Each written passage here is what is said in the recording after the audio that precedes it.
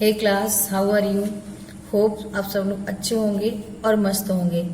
Now स्वागत है आपका अपना क्लास विथ सुनीता मैम में। Myself Sunita Yadav.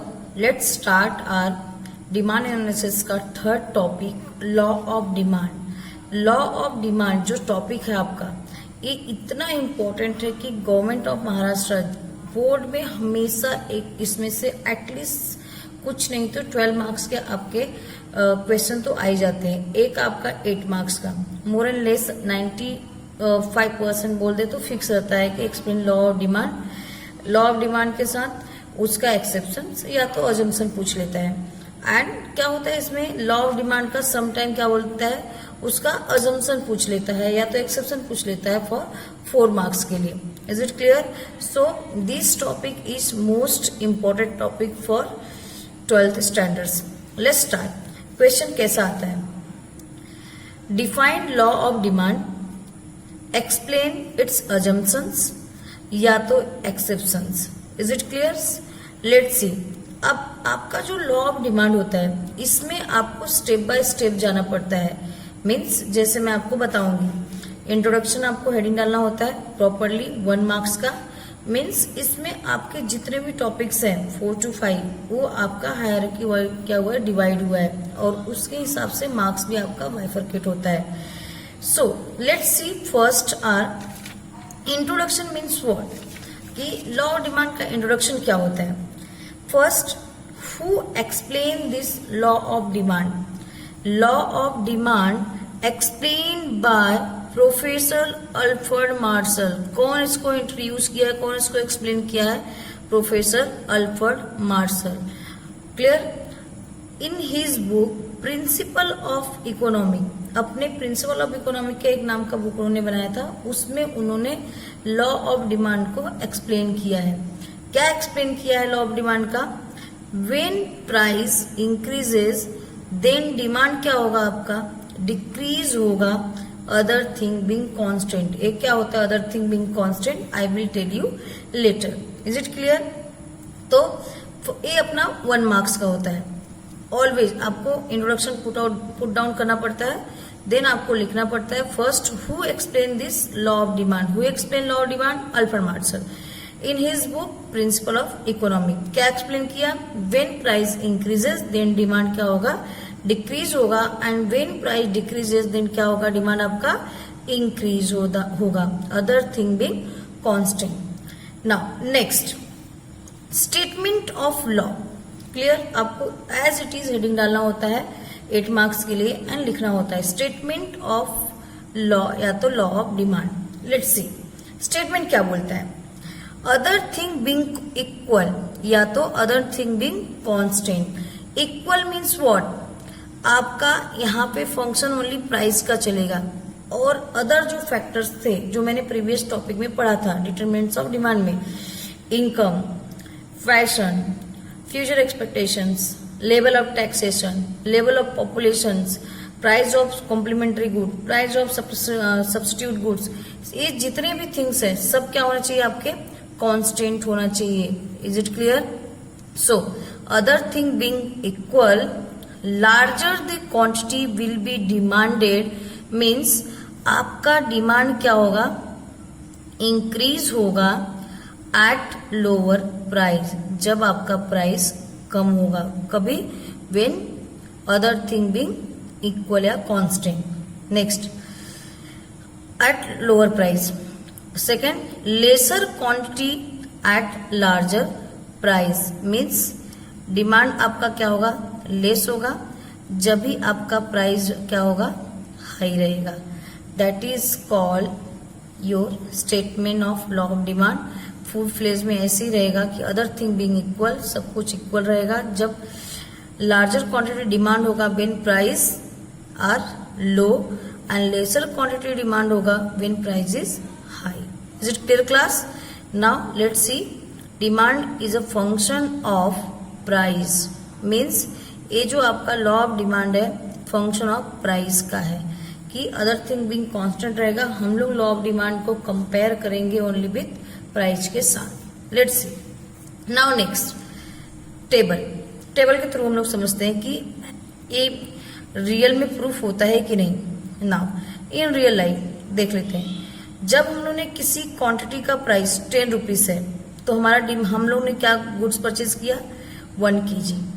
When price increases from 10 to 8 then when price decreases from 10 to 8 then our demand increase हो गया 1 to 2। Is it clear? फिर से जब ये प्राइस मेरा डिक्रीज हुआ 8 to 6 मेरा डिमांड क्या हो गया? इंक्रीज हो गया 2 to 8। Is it clear? Again when price decreases from 10 to 2 दिख रहा है 10 रुपीज था तो एक हम लोग डिमांड कर रहे थे 1 kg। जब 10 से 2 kg हो गया 2 रुपया हो गया तो हमारा डिमांड भी इंक्रीज हो गया 1 to 6। Is it clear class?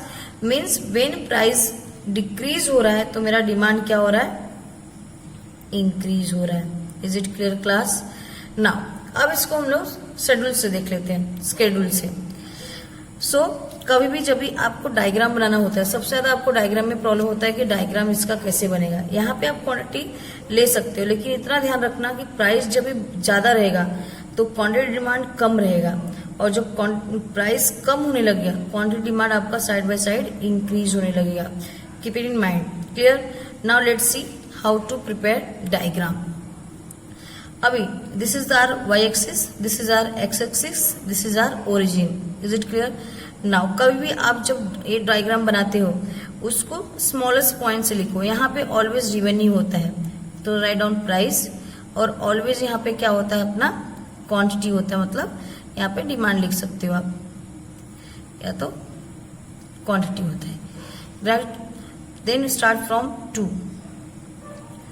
2 4 6 8 and 10. Is it clear? Now next here write down 1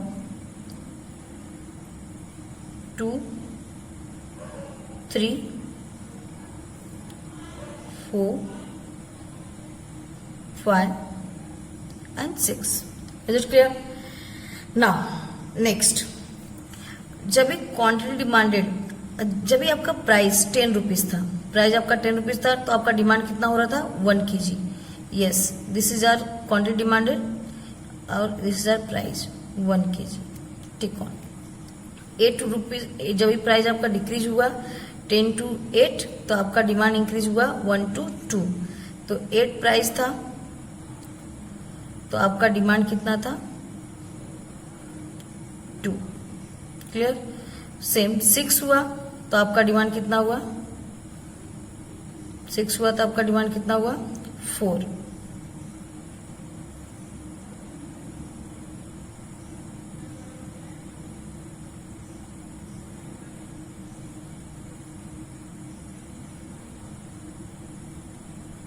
और 4 हुआ तो आपका डिमांड कितना हुआ? 5। और 2 हुआ तो आपका डिमांड कितना हुआ? 6। मीन्स थोड़ा सा प्रॉब्लम हो गया, बट आप इसको ऐसे ज्वाइन कर दोगे तो आपका डिमांड क्या दिखेगा? D demand curve. मीन्स ये आपका डिमांड कर्व क्या है?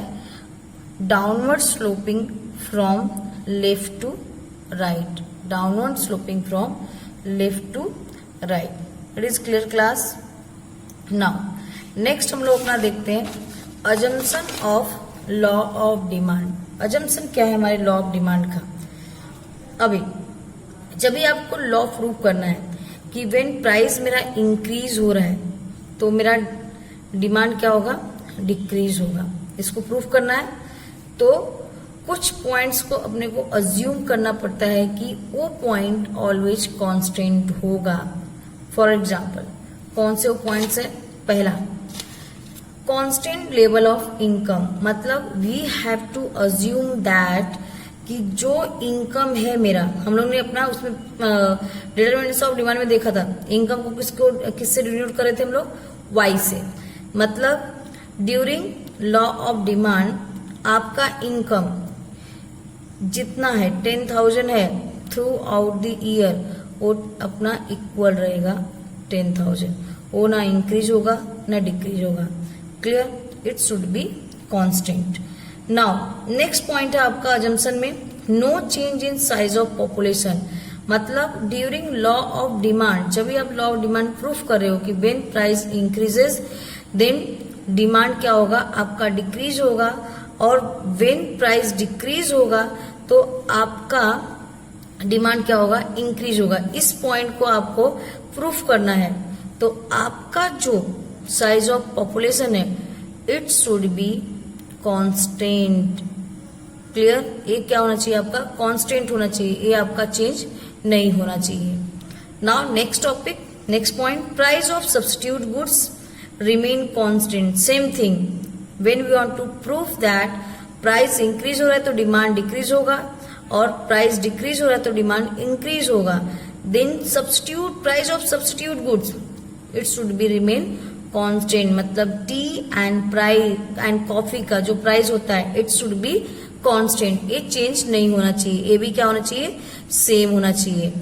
Next, price of complementary goods remain constant. Complementary goods में मैंने क्या समझाया था आपको, car and fuel, right?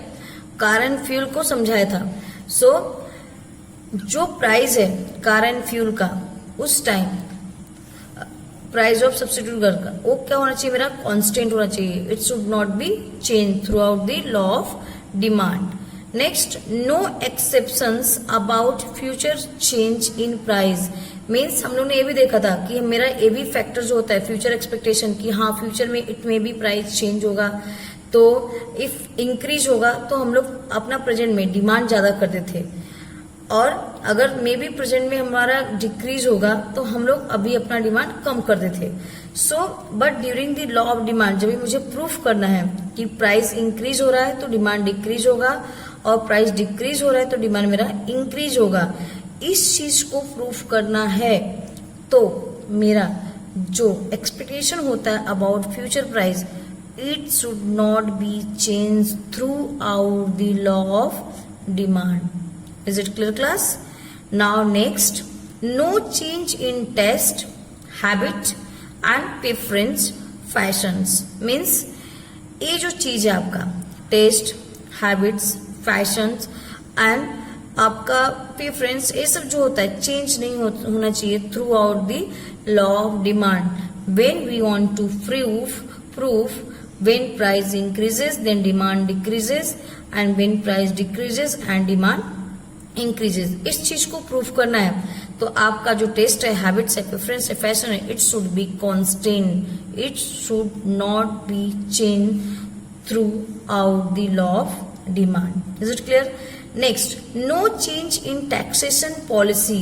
Yes, जो टैक्सेशन पॉलिसी होता है गवर्नमेंट का means direct tax and indirect tax जो होता है ये throughout the law of demand, law of demand no में क्या होना चाहिए, नो चेंज होना चाहिए। मीन्स अगर 5% है तो through out the law of demand it should B 5%, means same होना चाहिए। सो आपका प्रूफ हो जाएगा प्राइस इंक्रीज हो रहा तो डिमांड डिक्रीज होगा, और प्राइस डिक्रीज हो रहा तो डिमांड इंक्रीज होगा। Is it clear class? Hope आपको अजम्पशन समझा होगा अच्छे से। नाउ नेक्स्ट देख लेते हैं हम लोग अपना exception of law of demand. Assumption था कि हम लॉ को प्रूफ करना चाहते हैं तो सम पॉइंट को मुझे कांस्टेंट करना है through out the law of demand, वो चेंज नहीं होना चाहिए। तभी आपका ये जो फंडा है कि प्राइस बढ़ेगा तो डिमांड कम होगा और प्राइस कम होगा तो डिमांड बढ़ेगा, इसको प्रूफ करने के लिए इनको मुझे कांस्टेंट करना है। Is it clear? ये सारे पॉइंट्स को मुझे क्या करना है, कांस्टेंट करना है, चाहे इनकम है, चाहे पॉपुलेशन है, चाहे सब्स्टिट्यूट गुड्स है, चाहे कॉम्प्लीमेंट्री गुड्स है, चाहे टैक्सेशन है, चाहे हैबिट्स है, चाहे फ्यूचर चेंजेस है, कुछ भी है, उनको क्या करना पड़ता है, कांस्टेंट करना पड़ता है। बट एक्सेप्शन इतना सब कुछ करने के बाद भी सम टाइम कुछ ऐसे पॉइंट्स होते हैं जो एक्सेप्शन में आते हैं, मतलब आप कुछ भी कर लो वो तो चेंज होने वाला ही है। लेट्स सी कौन सा। For an example, given goods. Given goods means what? inferior type of goods या low quality of goods. Is it clear? जब भी हम लोग को क्या प्रूव करना था, जब भी प्राइस कम होगा बढ़ेगा तो डिमांड कम होगा, और जब भी प्राइस कम होगा तो डिमांड बढ़ेगा. अभी इन केस ऑफ इंफीरियर क्वालिटी या तो बैड क्वालिटी ऑफ गुड्स या तो गिफेन गुड्स या तो लो क्वालिटी ऑफ गुड्स में जब भी प्राइस डिक्रीज होता है डिमांड में का गुड्स का, उस टाइम हमारा डिमांड भी डिक्रीज होता है. Are you getting my point class? Is it clear class? जब भी इंफीरियर क्वालिटी ऑफ गुड्स में प्राइस कम हो रहा है तो डिमांड भी मेरा क्या होता है, कम होता है. That is called exception of law of demand. Is it clear? हम लोग नहीं लेते हैं. अगर कोई सड़ा पोटैटो देगा कि नहीं वो 2 रुपए का है बट लेकिन आधा ज्यादा सड़ चुका है, तो आप उसको परचेज करोगे? नहीं परचेज करोगे. इट मीन्स दैट वहां इस केस में मेरा गिफेन गुड्स के केस में लॉ ऑफ डिमांड का अजम्पशन अप्लीकेबल नहीं होता है. Is it clear? Now next, prestigious goods, prestige type of goods जैसे डायमंड, गोल्ड, ये सब जो होते हैं, प्लेटिनम, ये सब जो होते हैं बहुत कॉस्टली होते हैं, बट प्रेस्टिज अपने को प्रेस्टिज शो ऑफ करता है. यस, डायमंड का मैंने रिंग पहन के रखा है, राइट? तो वो मेरी पर्सनालिटी दिखाता है, वो मेरा मीन्स की प्राउडनेस दिखाता है, वो मेरा मीन्स कि मैं कितना अमीर हूं वो दिखाता है.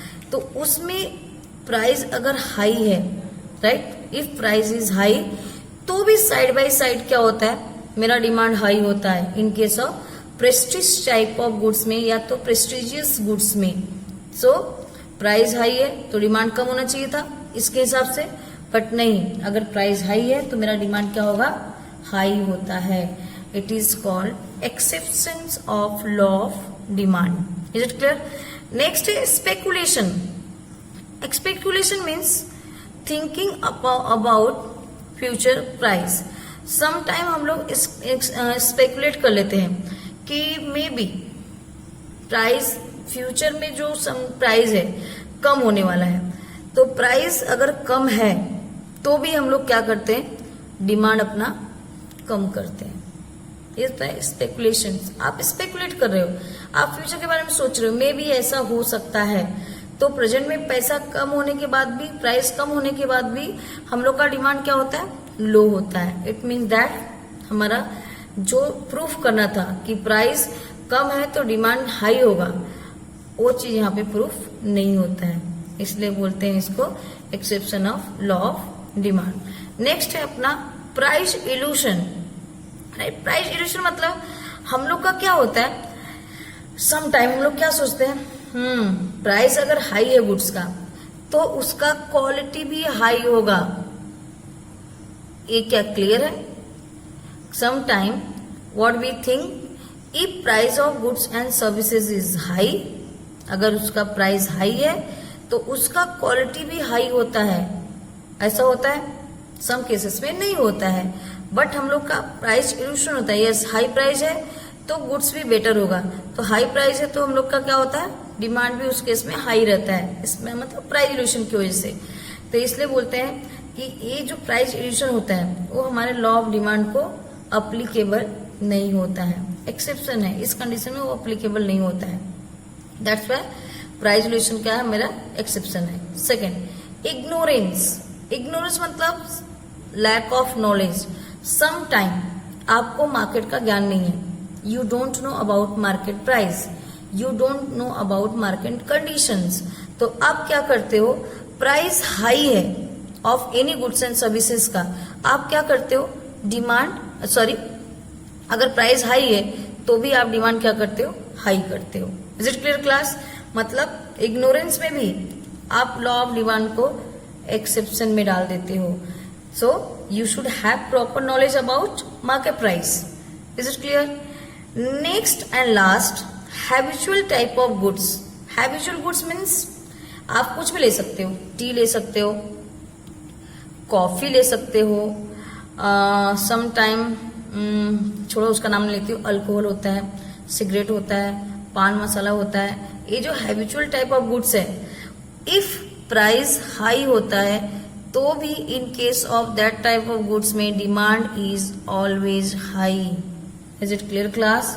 So habitual goods also ignore our condition of law of demand. Is it clear? समझ में आया कि नहीं आया? आई थिंक होप आपको समझ में आ गया होगा. Statement introductions, statement of law of demand, assumption of law of demand, exception of law of demand. Is it clear? So exception के केस में आपका जो डायग्राम है वो कैसे बनेगा? इस टाइप से बनेगा. y axis, x axis, origin. Is it clear? इस तरह से बनता है डिमांड का, मतलब अपवर्ड स्लोपिंग बनेगा. Is it clear class? Hope आइए सेशन आपको अच्छा लगा होगा और आपने एंजॉय किया होगा. So class, goodbye, have a nice day. Like my video, subscribe it and forward it to other group.